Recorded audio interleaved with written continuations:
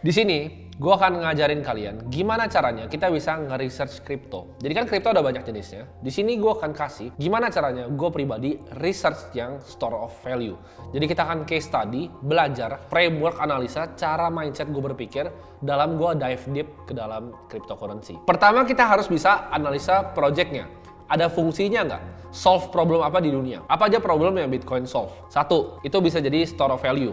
2, bisa bantu kalian diversifikasi aset. 3, bisa bantu kalian proteksi melawan inflasi. Kita bisa lihat misalnya dia menyelesaikan masalah-masalah yang ada di perbankan. 2, apakah orang bakal pakai? Pertanyaannya. Kalau kalian lihat project baru, ini gue akan contohin pakai yang besar Bitcoin. Framework analisa tetap sama. Kira-kira ada yang bakal pakai nggak? Kalau misalnya nih protokolnya mirip-mirip sama Uniswap, ada fungsinya nggak gue pakai protokol dia? Misalnya ini layer 1 gitu kan, kayak Ethereum dibilangnya layer 1. Tapi lambat gitu, nggak secepat Solana. Ada yang bakal pakai nggak? Kalau nggak, ya ngapain?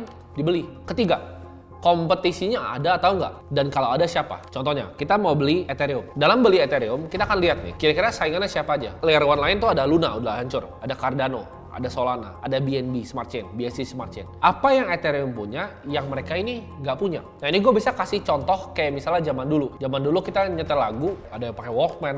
Akhirnya ada inovasi baru, iPod. Nah kenapa iPod bisa bantai Walkman? Karena Walkman gede itu kan bentuknya. Nah orang mau yang lebih efisien. Contohnya, Ethereum itu bagus. Tapi apakah Solana itu bisa lebih bagus daripada Ethereum? Bisa transaction speed lebih cepat atau enggak? Setelah kita udah tahu kompetisinya kira-kira ada atau enggak, kita harus lihat apakah ada komunitas atau enggak di belakangnya. Nah komunitasnya sebesar apa? Kita lihat Bitcoin, oh komunitasnya itu besar gitu. Di Reddit aja besar komunitasnya. Banyak banget orang yang udah mulai adopsi, bahkan anggap Bitcoin sebagai digital currency mereka. Community ini merupakan faktor yang penting. Kayak misalnya Binance Smart Chain. Itu orang 50% user dari MetaMask itu udah develop di BSC. Nah itu jadi use case tuh, komunitas yang kuat atau enggak. Selanjutnya secara fundamental, apakah ada orang yang kontrol supply besar di dalam tokennya atau enggak? Ini berbahaya, kenapa? Karena kalau kita lihat yang listing di Indonesia ya token-token, 90% tuh di own sama devnya sendiri. Itu bahaya, itu bisa dibanting ke kalian diguyur semua sama mereka. Mereka misalnya bikin 1 juta koin nih, bikin di harga 1000. Untuk nahan di harga 1000, 1 juta koin itu cuma perlu uang 1 miliar. Tapi kalau 1000 naik ke 100.000, uang 1 miliar buat jagain koinnya itu bisa jadi 100 miliar. Mereka dump habis kalian. Jadi jangan cari token yang tokenomics ya. Ini jadi penting tokenomics. Kalian harus tahu tokenomicsnya itu benar. Jadi nggak semuanya barang yang dipegang sama developer. Yang terakhir adalah bagaimana efek dari adopsi terhadap koinnya. Kalau network efeknya bertumbuh, apa dampaknya terhadap koinnya? Nah, ini adalah framework fundamental analysis yang kalian bisa pakai dalam meriset kripto.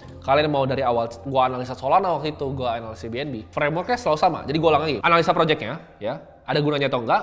Apakah orang bakal pakai? Kompetisinya ada atau enggak? Apakah ada komunitas yang kuat di belakangnya? Ada yang kontrol nggak supply koinnya? Tokenomicsnya gimana? Dan yang terakhir, adopsinya, efeknya apakah harga tokennya? Ya, jadi itu fundamental frameworknya yang kalian bisa catat. Kita akan bahas yang namanya siklus halving ya. Yang ini diprediksi akan terjadi pada April 2024. Apa itu sebenarnya halving? Ya, Bitcoin kan kita tahu cuma ada 21 juta dan 19 juta itu sebenarnya udah ditambang. Nah, halving ini terjadi ketika reward untuk penambang Bitcoin itu dipotong setengah. Makanya namanya halving. Half atau setengah. Dan ini terjadi siklusnya setiap 4 tahun sekali. Hal ini dilakukan di algoritma Bitcoin untuk melawan inflasi dan diciptakan Satoshi untuk maintain scarcity dari aset value Bitcoin itu sendiri.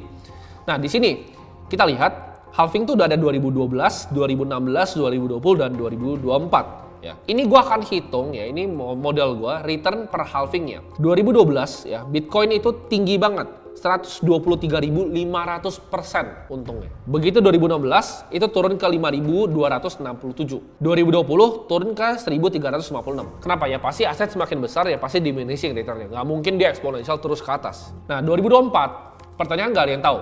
Tapi gimana caranya gue kalkulasi? Gue cuma lihat kira-kira dari halving 2016 ke 2020 itu hampir turun 3 kali ke bawah. Jadi gue estimasi konservatif itu 3 kali ke bawah yaitu 452%.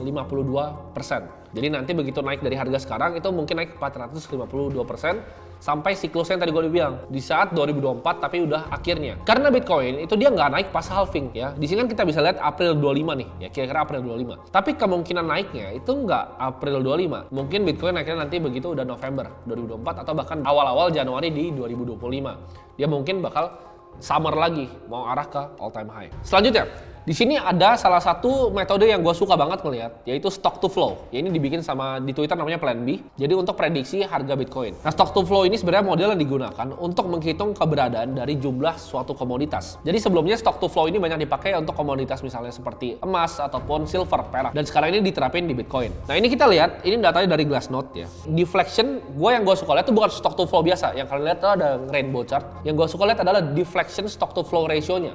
Di sini gue lihat ya, deflection stock to flow-nya mencapai historis tertinggi di 0,15 dari harga prediksi Bitcoin yang mengindikasi apa? Mengindikasi bear market dan penilaian under value. Karena di sini ketakutan pasar selama 365 hari terakhir. Kita bisa lihat di sini, ini juga datanya dari Glassnode. Jadi selama setahun terakhir 213 billion of loss dari Bitcoin udah dirilis. Sedangkan bull run 2021, profit yang udah di take profit, udah dirilis sama para trader itu 455 billion US dollar. Nah, di situ ada namanya relative capital loss ya, 47% dari gain bull market. Gue bisa lihat ini. Jadi gue lihat relative capital loss-nya dari siklus sebelumnya. Ini mirip sama tahun waktu pas 2018. Gue mau kasih tahu kalian, cara gue pribadi itu analisa store of value dari sebuah koin ya. Jadi koin-koin yang store of value akan kayak gini cara gue analisanya. Dan ini menurut gue kenapa alasan Michael Saylor itu taruh 130.000 Bitcoin di treasuries-nya MicroStrategy. Kenapa Jack Dorsey itu bikin di Square ya balance sheet-nya pakai Bitcoin, dan kenapa Elon Musk pun Tesla-nya treasury-nya itu pakai Bitcoin. Ini modal yang kalian nggak akan ketemu di tempat lain, karena ini adalah hitung-hitungan gue dan gue udah hitungin untuk kalian, jadi kalian bisa lihat praktek langsung nih kita cara gue analisis seperti apa. Nah, di sini kita lihat ya, Bitcoin-nya udah ditambang. Kan Bitcoin total supply-nya itu 21 juta, tapi itu kan dicapai di tahun 2100-an. Jadi sekarang itu yang masih ditambang 19.227.900 koin. Dari sini kita harus lihat nih berapa koin yang bisa kita dapetin. Di sini ya local price Satoshi itu ada sekitar 1 jutaan. Di sini gue juga hitung Bitcoin yang hilang tuh ada sekitar 4,1 jutaan. Nah, jadi real supply dari Bitcoin itu total mine-nya dikurang lockup Satoshi dikurang Bitcoin yang hilang. Di sini gue dapat angka di 13.900-an, ya hampir 14 juta koin. Dari 14 juta koin ini, kalau misalnya ini dipakai untuk currency global, kita harus lihat populasi dunia. Populasi dunia itu ada 7,8 miliar orang. Jadi tinggal dibagi aja dari kira-kira total Bitcoinnya sama orangnya berapa. Jadi di sini gue dapat Bitcoin per orangnya itu 0,001, yaitu harga Bitcoin sekarang di 236.900. Untuk kalian punya kepemilikan Bitcoin di atas rata-rata dari semua orang di dunia, kalian cuma perlu beli Bitcoin sebesar Rp422.000. Jadi kalau kalian punya Bitcoin, kayak misalnya 500.000 gitu, Rp500.000, kalian itu udah di atas rata-rata kepemilikan Bitcoin orang-orang di dunia. Karena semuanya rebutan ke koin yang limited supply-nya. Karena yang 7,8 miliar orang ini, itu belum melek. Jadi lu cuma sekedar beli 500.000, itu udah di atas dari rata-rata. Oke, jadi ini adalah price prediction model gue. Cara gue analisa, gue forecasting. Kan kalau gue mau beli aset, gue harus cari fair value-nya berapa. Jadi kalau Bitcoin, itu gue cari fair value dengan cara seperti ini. Jadi gue tarik forecast analis ya, 50-60 analis. Kita lihat kayak Cathie Wood-nya ARK Invest, mereka kasih target kan. Bitcoin, bakal segini nih, Bitcoin bakal segini. Itu gue jadiin data agregat, baru gue tarik semuanya. Banyak yang bilang bahwa Bitcoin tahun 2030 itu bisa $1 juta.